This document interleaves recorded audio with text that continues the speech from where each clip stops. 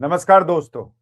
मैं हूं सुशांत सिन्हा। जिस ताजमहल को प्यार की निशानी बताकर हमें न जाने कितने सालों से बेचा जाता रहा है फर्जी सेक्युलरिज्म के नाम पर, जैसे इस देश में कुछ और बड़ा भव्य बना ही ना हो, उस ताजमहल का असली सच क्या है? जितना पुराना ये प्रोपेगेंडा है, उससे भी पुराना है एक सवाल कि क्या ताजमहल कब्र है या हिंदू मंदिर? क्या ताजमहल ताजमहल ही है या तेजो महाल है? और क्या है ताजमहल के नीचे बने तहखानों? वहां कौन सा राज छिपा है? आज इसी की बात करेंगे और आपको बताएंगे कि ताजमहल के तहखाने खुले तो क्या मिला।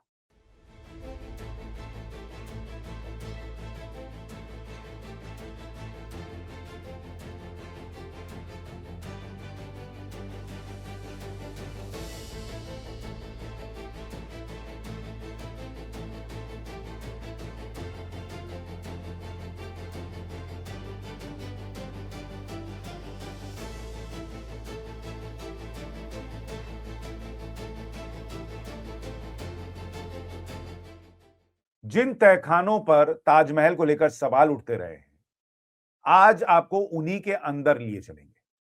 लेकिन यह याद रहे कि ताजमहल को लेकर न तो सवाल नया है, न बवाल नया है।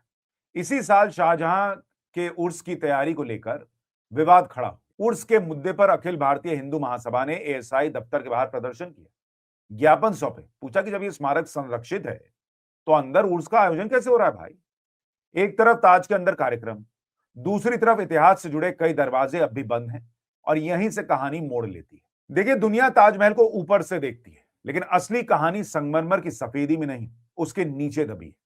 ठीक करीब 22.2 फीट नीचे, मुख्य गुंबद के ठीक नीचे, जहां सैलानियों को दो खूबसूरत नक्काशीदार कब्रें दिखाई देती हैं।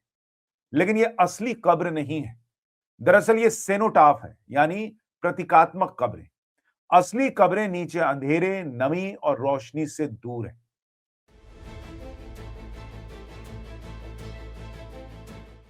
बीते हफ्ते एएसआई के अधिकारी मुख्य गुंबद के सामने बनी सीढ़ियों से 21 सीढ़ियां उतरते हुए नीचे गए। ये वही तहखाना है जो आम दिनों में लोहे की जाली से बंद रहता है। नीचे एक रेक्टेंगल कमरा है, संगमरमर की दीवारें हैं, लेकिन ना कोई नक्काशी, न सजावट, न रोशनी, न ही वेंटिलेशन। यहां सिर्फ नमी, अंधेरा और सन्नाटा है। इसी तहखाने में दो असली कब्रें हैं, एक मुमताज महल की और दूसरी शाहजहां की। मुमताज महल की कब्र पूरी तरह से सादी है। शाहजहां की कब्र ठीक उसके बगल में है, लेकिन वो 0.12 मीटर ऊंची है और उस पर रंगीन मोती जड़े हुए हैं। और ये अंतर कोई संयोग नहीं है। मुगल परंपरा में बादशाह की कब्र रानी से ऊंची ही बनाई जाती थी। देखिए, यह भी याद रखना जरूरी है कि मुमताज महल की कब्र शुरू से यहां पर नहीं थी। 1631 में मुमताज की मौत बुरहानपुर में हुई थी। वहीं उन्हें अस्थायी रूप से दफना भी दिया गया। लगभग 6 महीने के बाद 8 जनवरी 1632 को उनका शव आगरा लाया गया।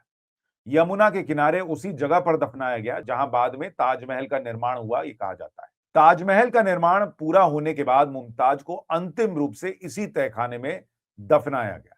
इसी तहखाने में कब्रों पर चंदन का लेप लगाया गया, जिसे गुसल की रस्म कहा जाता है।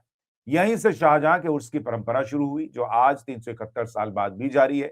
यह तहखाना आम पर्यटकों के लिए पूरी तरह बंद है और केवल सफाई, मरम्मत या उर्स जैसे अवसरों पर ही खोला जाता है। अब ऊपर आइए। ऊपर जहां ताजमहल का मुख्य गुंबद 73 मीटर की ऊंचाई पर खड़ा है, मुख्य हॉल में जो नक्काशीदार कब्रें दिखाई देती हैं, वो असल में असली कब्रों के ऊपर बनाई गई एक बनावटी परत, यानी जो नजर आता है वो असली कब्र नहीं है, बल्कि असली कब्र ठीक उसके नीचे है। यहीं से एक दूसरा सवाल जन्म लेता है। अगर ताजमहल एक मकबरा है तो उसकी आर्किटेक्चर इतनी जटिल, इतनी बहुस्तरीय और इतनी रहस्यमयी क्यों?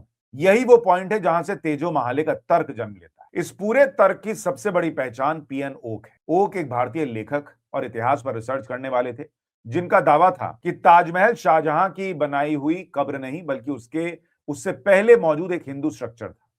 पीएन ओक का दावा था कि यही तेजो महाले था। उनका तर्क था कि ताजमहल की नक्काशी में कमल, बेल, बूटे, फूल और पत्ते के अलावा कलश जैसे चिन्ह दिखते हैं, जो हिंदू मंदिरों में आम है, जबकि इस्लामी मकबरों में ऐसी सजावट नहीं मिलती। ये पीएन ओक दावा करते थे।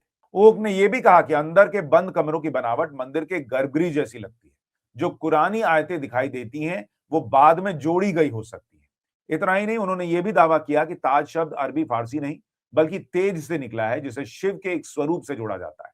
इन सभी दावों और तर्कों का जिक्र उन्होंने अपनी किताब Taj Mahal the true story, some blunders of Indian historical research और वर्ल्ड वैदिक हेरिटेज में किया है। लेखक पीएन ओक का दावा था कि यह भवन जयपुर के राजा जयसिंह की मिल्कियत था, जिसे शाहजहां ने लिया और उसमें सीमित संरचनात्मक बदलाव करके इसे मकबरे के रूप में प्रस्तुत किया। तेजो महाले के दावे पर मई 2022 में तब की भाजपा सांसद और जयपुर राजघराने की सदस्य दिया कुमारी ने सार्वजनिक तौर से कहा था कि जिस जमीन पर ताजमहल खड़ा है वो कभी जयपुर के राजघराने की थी और उनके पास इसके दस्तावेज भी हैं। हमारे पास भी जो दस्तावेज है उसमें ये जो प्रॉपर्टी है ये पैलेस था और शाहजहां ने इस पे कब्जा किया। और ताजमहल पर ओक ने अपनी पड़ताल में फारसी दरबारी इतिहासकारों की प्रामाणिकता पर भी सवाल उठाया कि इनमें निर्माण का विवरण अस्पष्ट है और कई जगह बाद की व्याख्याएं जोड़ी गई हैं। इस दावे को संभव बताने के लिए ओक और उनके समर्थक ताजमहल की वास्तुकला को आधार बनाते हैं। कहते हैं कि इमारत में 22 की संख्या में ऐसे बंद कमरे हैं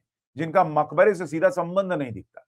पूरी सिमेट्री, ऊंचे चबूतरे पर मुख्य संरचना और महल के अंदर कुछ हिस्से को इस्लामी मकबरों से अलग बताते हैं। समर्थकों का तर्क है कि यदि ताजमहल पूरी तरह नया निर्माण होता तो इतनी जटिल और पूर्व निर्मित जैसी संरचनाएं अनावश्यक होती, क्यों बनाते फिर इसको कोई। इसी तर्क के आधार पर वह कहते हैं कि ताजमहल को तेजो महल मानने का दावा पूरी तरह असंभव नहीं है। हालांकि यह दृष्टिकोण मुख्य धारा के इतिहास से अलग और अत्यधिक विवादित है। यहीं से बहस अदालतों तक भी पहुंच गई। 2015 से लेकर 2022 तक कई याचिकाएं दायर की गईं, जिनमें ताजमहल को तेजो महल बताने और उसके अंदर मौजूद 22 कमरों को खोलने की मांग की गई। ताजमहल पे हमने सिविल सूट फाइल किया 2015 में आगरा के सिविल कोर्ट में, और वो आज भी मुकदमा आगरा के सिविल कोर्ट में चल रहा है। हम लोग हर डेट पे उसके लिए भागते रहते हैं। अब उसमें हमने ये कहा कि ताजमहल में 27 ऐसे कमरे हैं जो आर्टिफिशियल वॉल से बने। जैसे सपोज करिए आज हम लोग यहाँ बैठे हैं और वहां पे कोई आर्टिफिशियल वॉल लगा दे तो पूरा ये हॉलो रहेगा, यहाँ पे सारी चीजें रहेंगी। आर्टिफिशियल वॉल से 27 कमरे बंद किए गए हैं, इन कमरों को खोला जाए। मई 2022 में इलाहाबाद हाईकोर्ट की लखनऊ बेंच में दायर याचिका में एएसआई को वेरिफिकेशन का निर्देश देने की भी मांग की गई। एएसआई ने अदालत में स्पष्ट किया कि ये कमरे स्थायी रूप से बंद नहीं है, संरक्षण कार्यों के लिए समय समय पर इन्हें खोला जाता रहा है। जनवरी 2022 में भी संरक्षण के दौरान कुछ कमरे खोले गए थे और उनकी तस्वीरें सार्वजनिक की गई थी। एएसआई की फाइंडिंग में यह सामने आया कि ताजमहल के बेसमेंट में मौजूद 22 बंद कमरों में किसी भी तरह की मूर्ति, धार्मिक चिन्ह या रहस्यमयी संरचना नहीं पाई गई, बल्कि इन कमरों में केवल संरक्षण और मरम्मत से जुड़ा काम दिखा, जिसमें प्लास्टर, चूना, पैनिंग और दीवारों की मरम्मत शामिल थी। 22 कमरों की ये तस्वीरें जनवरी 2022 की एएसआई न्यूज़लेटर में डाली गई थी और बाद में मई 2022 में सार्वजनिक रूप से सामने आई, ताकि बंद कमरों को लेकर फैल रही अफवाहों पर विराम लगाया जा सके। एएसआई के अधिकारियों ने स्पष्ट किया कि ये तस्वीरें वेबसाइट पर पहले से उपलब्ध थी और इन्हें कोर्ट के संज्ञान में भी लाया गया था। इसी दौरान इलाहाबाद हाईकोर्ट ने पीआईएल को खारिज कर दिया, जिसके बाद एएसआई ने तथ्यों के साथ साफ किया कि 22 कमरों में किसी तरह की नई या छिपी हुई ऐतिहासिक खोज नहीं हुई है। बाद में सुप्रीम कोर्ट ने भी ऐसी याचिकाओं को पब्लिसिटी इंटरेस्ट लिटिगेशन बताते हुए आगे सुनवाई से इनकार कर दिया। अब सवाल उठता है कि जब एएसआई के संरक्षण में रखे गए स्मारकों पर पूजा अर्चना की अनुमति नहीं होती, तो ताजमहल में उर्स कैसे हो रहा है? इसका जवाब कानून में है। Ancient monuments and archaeological sites and remains act 1958 की धारा 5 और उसका सबसेक्शन 6 स्पष्ट करती है कि जो धार्मिक प्रथा संरक्षण से पहले से चली आ रही है, उसे जारी रखने का अधिकार सुरक्षित है, लेकिन नई धार्मिक गतिविधि शुरू करने का कोई स्वतः अधिकार नहीं है। इसी सिद्धांत की पुष्टि सुप्रीम कोर्ट ने 15 सितंबर 2025 को भी की थी। द वक्फ अमेंडमेंट एक्ट 2025 के मामले में कोर्ट ने साफ कहा कि पुरानी और निरंतर धार्मिक प्रथाएं सुरक्षित हैं, लेकिन उनके आधार पर नए अधिकार नहीं गढ़े जा सकते। इसी वजह से शाहजहां का उर्स आज भी सीमित और नियंत्रित रूप में मनाया जाता रहा है। 371वें उर्स के दौरान यही संतुलन टूटता दिखा। बीते हफ्ते ताजमहल में भीड़ नियंत्रण से बाहर हो गई। गार्डन से लेकर शाही मस्जिद तक लोगों की भीड़ उमड़ पड़ी। महिलाएं, बच्चे रेलिंग पे चढ़ते दिखे, लोग जूते हाथ में लेकर अंदर आ गए। शू कवर की व्यवस्था नहीं थी। बुजुर्गों और बच्चों को सबसे ज्यादा परेशानी हुई। एएसआई के नियम पूरे दिन भीड़ के पैरों तले रौंदे जाते रहे। इसी बीच ताजमहल के बाहर उर्स के विरोध में प्रदर्शन। हिंदू महासभा के कार्यकर्ता एएसआई कार्यालय पहुंचे, पुतला दहन हुआ, शंखनाद हुआ, दावा किया गया कि ताजमहल तेजो महाल है। महासभा की नेत्री मीना दिवाकर ने चेतावनी दी कि अगर उर्स नहीं रुका तो ये तेजो महालों में शिव तांडव होगा। कुछ समय के लिए ताजमहल के गेट पर तनाव की स्थिति भी बनी। तो आज तस्वीर साफ है। एक तरफ 22 से 30 फीट नीचे तहखाने में असली कब्रों पर गुसल की रस्म, दूसरी तरफ जमीन के ऊपर भीड़, अव्यवस्था, सुरक्षा पर खतरा और धार्मिक टकराव। ताजमहल अब सिर्फ मोहब्बत का स्मारक नहीं, वो इतिहास, आस्था, राजनीति और कानून के चौराहे पर खड़ा भारत का सबसे संवेदनशील स्मारक बन चुका है। लेकिन इस भीड़ और इस हंगामे के बीच भी एक बड़ा सवाल यह खड़ा होता है कि क्या ताजमहल को लेकर लोगों के मन में जो सेंटिमेंट है, जो भावनाएं हैं, जो बातें हैं, उन्हें पूरी तरीके से क्लैरिफाई कायदे से क्यों नहीं कर दिया जाता, ताकि ये सवाल हमेशा के लिए खत्म हो जाए। और उससे भी बड़ा प्रश्न मुझे लगता है ये है कि इस देश में जो दक्षिण भारत में चोल साम्राज्य के दौरान बने हुए मंदिर हैं और तमाम ऐसी दूसरे स्ट्रक्चर हैं, जिनको देखकर वैज्ञानिक भी हैरान रह जाते हैं कि ये कैसे बना, कब बना, क्यों बना, उनको कभी उतना सम्मान क्यों नहीं दिया जाता जो ताजमहल को प्यार की निशानी कहकर दे दिया जाता है। आपकी राय क्या है? आपकी नजर में ताजमहल क्या है? कमेंट करके जरूर बताइएगा। नमस्कार।